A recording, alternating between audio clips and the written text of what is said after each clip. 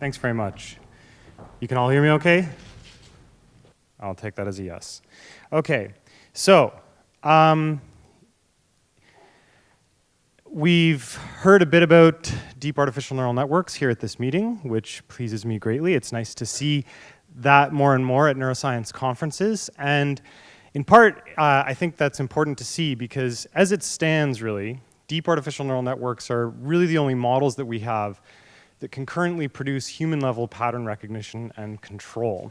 And furthermore, you'll know if you've paid attention to the work of Dan Yammans or DiCarlo or Krigas-Korte that they can also match the representational structures that we see in neocortex better than existing models in neuroscience. And so even if you don't buy that deep convolutional artificial neural networks are a good model of how our brain operates, clearly they're doing something that our current models in neuroscience are not doing, something important which we're missing. And so what is that? Well, I think the key feature, arguably, that's missing from our current neuroscience models, and which deep artificial neural networks do have, is a mechanism for doing credit assignment in hierarchical multilayer networks. So by credit assignment, I mean that if you're going to learn, okay, you're going to update your synapses, and you're going to do so in order to optimize on some global cost function, you need to have some way of assigning to each neuron or each synapse credit or blame for their contribution to the behavior or the error that occurs. And if you have a shallow network where you've got sensory inputs connected directly to your motor outputs, credit assignment is super easy. You use Hebbian plasticity. Good old SCDP does it all for you. If sensory neuron A tends to spike before motor neuron B, then A probably deserves credit for any behaviors that B drives. Great. Now, if you move to a deep network, even just one with a single hidden layer, now it becomes complicated. Because if A tends to spike before B, whether or not A deserves any credit for a particular behavior depends on all of B's downstream connections to the motor output. And so now you've got this credit assignment problem. It's no longer actually doable to figure this out purely with Hebbian learning or global reinforcement signals. And that particular comment there might not be agreed to with many neuroscientists. I think the current kind of standard unspoken model in neuroscience, sometimes spoken directly, is that the way we'd solve this is just with dopamine. Dopamine mixed with STDP, done. But note that no one's actually shown a model that actually produces human-level behavior using that kind of mechanism. The reason is it doesn't actually solve the credit assignment problem in sufficient time. If you do that, you will be waiting for many hundreds of years before your model gets anywhere close to human-level behavior on optimization of a global cost function. So this is what we're missing. Now, the most obvious solution to do credit assignment is to do backpropagation. You explicitly calculate the partial derivative of your cost function with respect to your synaptic weights in the hidden layer. But of course, the problem is that backpropagation is not very biologically feasible. And it's the reason that most neuroscientists, I think, kind of raise their eyebrows if you ever suggest that deep neural networks have a lot to tell us about how the brain operates. And the reason is if you kind of think about how to actually implement backprop in a network rather than on a computer, you realize that what you're going to have to do is you're going to have one pathway for a feed-forward pass of information, after which you calculate some error. You pass that back either through a separate error feedback pathway or through a separate backwards pass at a different time. All of it done through synapses that are symmetric with the synapses in the forward pathway. It's all bonkers, and it's not possibly how our brains could operate. But it turns out none of this is really a big issue. So the last few years have seen a lot of progress on solving each of these points about how you could implement proper credit assignment using biologically feasible mechanisms. So I don't have the time in this talk, unfortunately, to go through all this in detail, though I would love to. But let's just say briefly that we no longer, we know we don't have to use an explicit error term. We can just use nudges in the correct direction. Weight symmetry turns out not to be important, which is a really surprising result. And separate forward and backward passes is not an issue either if you consider pyramidal neuron physiology. Now, these first 2 points I'm going to have to leave you to look at your leisure, and I give the citations there for it. But I'm here to focus on this one, the claim that separate forward and backward passes is a non-issue because of pyramidal neuron neurophysiology. So let's talk about pyramidal neurons for a second. So of course they are the majority of neurons in your neocortex, and they probably are the principal information carriers. And when you look at the morphology and connections of pyramidal neurons, they have this interesting property, which is that they've got two segregated sets of dendrites, the basal dendrites down by the soma in the deeper layers, and the apical tuft up towards layer 1 near the surface of the brain. And of course, I'll just mention, don't get confused about the layers of the neocortex with layers of a deep neural network. Those things are not analogous. But anyway, so we've got these two different segregated sets of dendrites, and what's interesting is that generally speaking, there's always exceptions in biology, so this doesn't hold fully, but generally speaking, the bottom-up sensory information that arrives in layer 4 from primary thalamic regions synapses onto the basal dendrites, whereas top-down feedback from other cortical regions or from associative thalamic regions arrives in the apical tufts up in layer 1. So they not only have two segregated sets of dendrites, but these segregated sets of dendrites receive different inputs, bottom-up and top-down respectively. And they are separated by this apical trunk, which has this interesting active calcium zone. It's very rich in voltage-gated calcium channels. And that's important because what you find then is that there are some interesting nonlinear properties in the apical dendrites and in the apical dendritic shaft that have an impact on how these cells behave. So Matthew Larkham's group has done the most on this. It's, and also when he was working with Bert Sackman, he does these heroic experiments where he patches 3 points on an individual pyramidal neuron. And what you're looking at here is what happens when he injects current either into the apical dendrite or into the soma. So black equals this electrode, blue equals this electrode, red equals this electrode. So on the top trace here, you can see that if you inject current into the apical dendrite, what's interesting is that it's so distant electrotonically from the soma, it basically has no impact on the soma by itself. The EPSP can't travel down. Now, so that's an odd thing. Why would you receive EPSPs that you can't actually communicate to the soma? But what it can do is use this active calcium zone in order to do some interesting things. So let's just ignore C for a second. Here in D and E, what you see in these traces is if you have sufficient activation of the apical dendrite, which is shown in E, or coincident activation of the soma and the apical dendrite, then you can activate the voltage-gated calcium channels in the calcium zone here, and that will cause this nonlinear plateau potential, a long-lasting depolarization of the apical shaft, which then in turn induces high-frequency spiking at the soma of the cell. And so in this way, the apical inputs can actually affect the somatic activity of the cell. But what's particularly interesting is because they affect the somatic activity in this way, not via direct communication of EPSPs, they tend to drive high-frequency spiking, high-frequency bursts, rather than regular spiking. Now, as a result, you can find that they actually seem to multiplex bottom-up and top-down signals. So this is a result from a recent paper by Richard Node, which is a really beautiful paper, I think. It's up on bioRxiv if you want to check it out. What he did is he took Matthew Larkham's data and he fit some biophysical models of slightly reduced pyramidal neurons to Matthew's patch clamp data. And they've got two different compartments, an apical dendrite and a soma. And then he provides inputs to the apical dendrites, top-down inputs shown in red to the apical dendrites, and bottom-up inputs shown in blue to the soma. And then what he did, which I think is a real stroke of brilliance, is he analyzed in these cells, these simulated cells, not just the spike rate, but what he calls the event rate. So he says, okay, look, you can have spikes, individual spikes, or you can have bursts of spikes. And we're going to treat both bursts of spikes and individual spikes as events.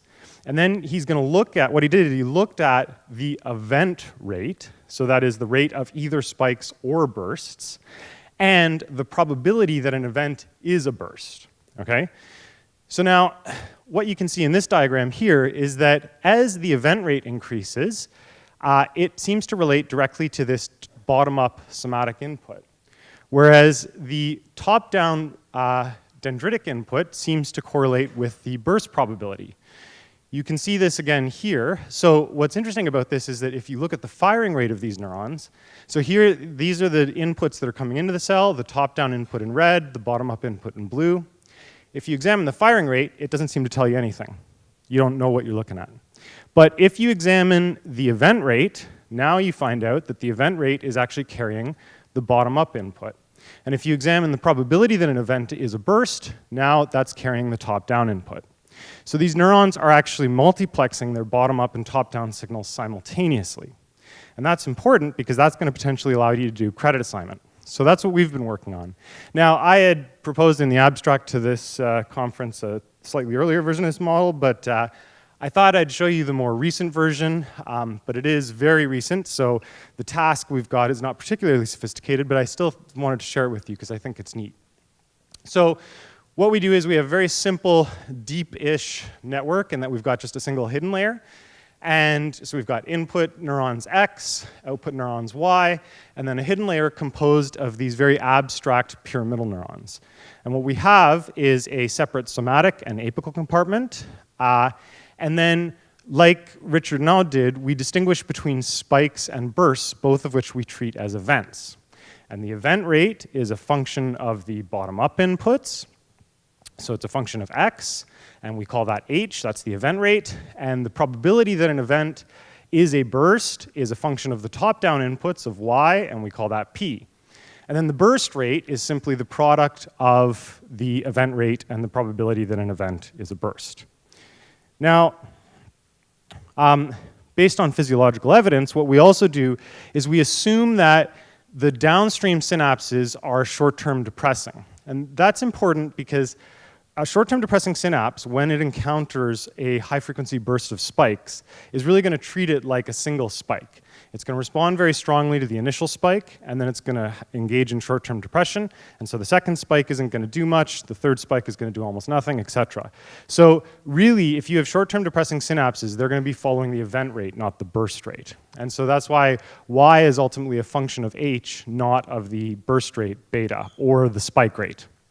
And what we're going to do then is we're going to use this kind of multiplexing of these bottom-up and top-down signals to do credit assignment using the burst rate without separate forward and backward passes.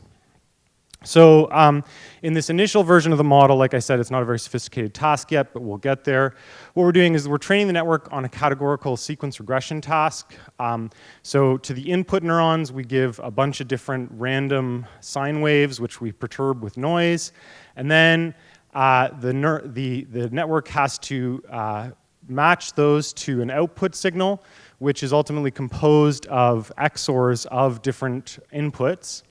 And we use this particular task just because by implementing the XOR here, that ensures that it's something that theoretically should have to take advantage of credit assignment in a hidden layer if it's going to actually successfully do it. So here what we do is we run the network forward through time. There's no separate forward and backward passes. We just go time step 1, 2, 3, blah, blah, blah, move it forward through time. We assume a delay of 1 time step for each propagation of information. And then what we have is that occasionally the network receives a nudge in the direction of the correct answer. So here on the blue trace, you're seeing the output of the network early on in training. The red trace is the target that it should be trying to match. And randomly, every once in a while, the network gets nudged into the direction of the correct answer, as shown with these little circles here.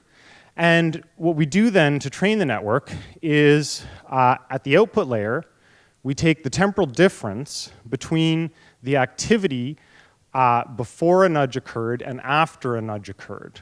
And by doing that, what we're effectively doing is we're following the gradient of the difference between the output and the target. This is a trick that Jeff Hinton first proposed at a NIPS meeting back in 2007 or something.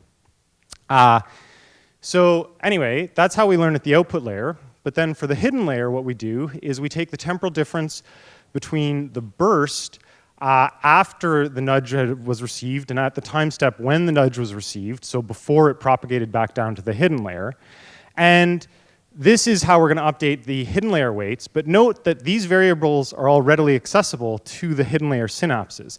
This is just the burst rate, and these are the event rates. None of this is magic. We don't have to assume any magic transportation or separate forward and backwards passes. It's just variables that are available at the soma of the neurons, and which presumably could be communicated to synapses via backpropagating action potentials.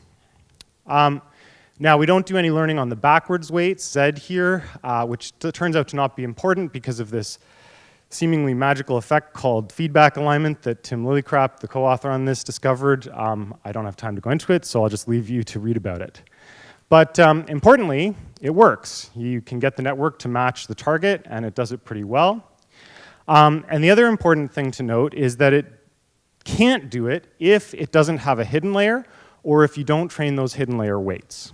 So it's successfully doing credit assignment at the hidden layer in order to learn this particular task that requires a multi-layer structure.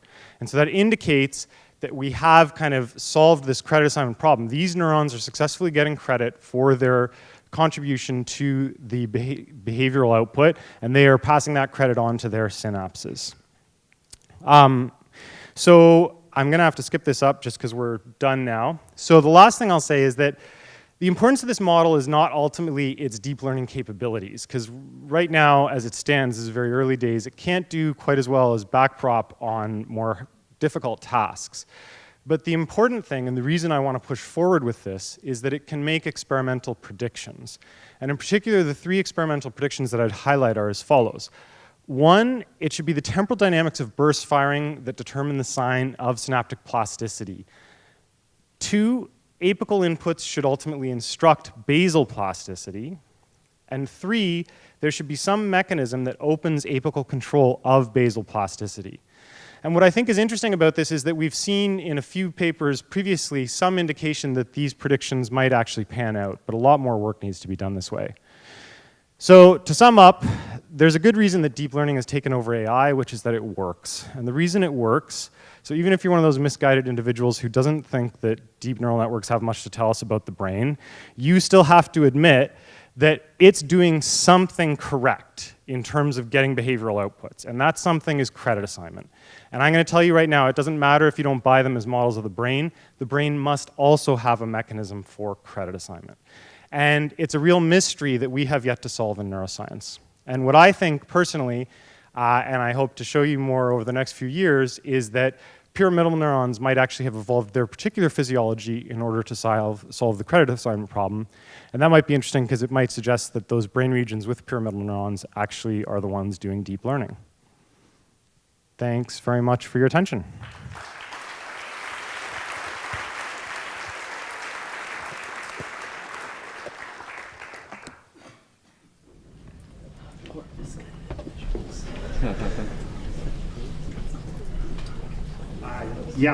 Sorry, in the white shirt there. Yeah. Could you tell us something about when you see complex bursts in behaving animals? Yeah, that's a great question. So there's been some beautiful work on this. I mean, the ultimate answer to that is probably a few papers long, but there's been some really recent interesting work done from Jeff McGee's group looking at complex bursts in hippocampal neurons in freely moving, well, not freely moving animals, they're head fixed on a treadmill. But what's interesting is that, and this also matches with some of Matthew Larkham's data, is you tend to see these bursts when you get coordination of top-down inputs into the apical dendrites and bottom-up inputs into the basal dendrites. And what's particularly interesting about this is when these bursts occur, and this is why I cited their paper, that's when you see things like the formation of place cells in the hippocampus. This is what McGee's group has now shown, is that when a place cell forms, it forms its place right after a burst occurred in that particular spatial location on a treadmill. Yeah? So it's a cool step for a small biologically controlled backprop procedure. And what I'm slightly worried about is the timing of becoming top-down and bottom-up event. Mm-hmm. So if you have especially like a quite deep interactive processing pathway, let's say visual cortex, and you want to go all the way down from the areas bottom up, top down again. Yeah. And you have incoming sensory input. Do you think this will align the incoming bottom-up and top-down to create the proper rate uptake, or this is maybe use that? Yeah, that's a good question. I mean, I think that part of the answer to that is skip connections. So, you know, you're not just going to have, like in a standard deep network, multiple layers where the top down then just connects to the next top down, which connects to the next top down. You're going to have multiple skips through, which could potentially help you to coordinate some of these credit assignment signals. But ultimately, that's a complex answer that I don't have a complex question that I don't have a good answer to at this time. But I don't think it's a non-starter. Like, there's a way to solve something like that. Yeah, thanks.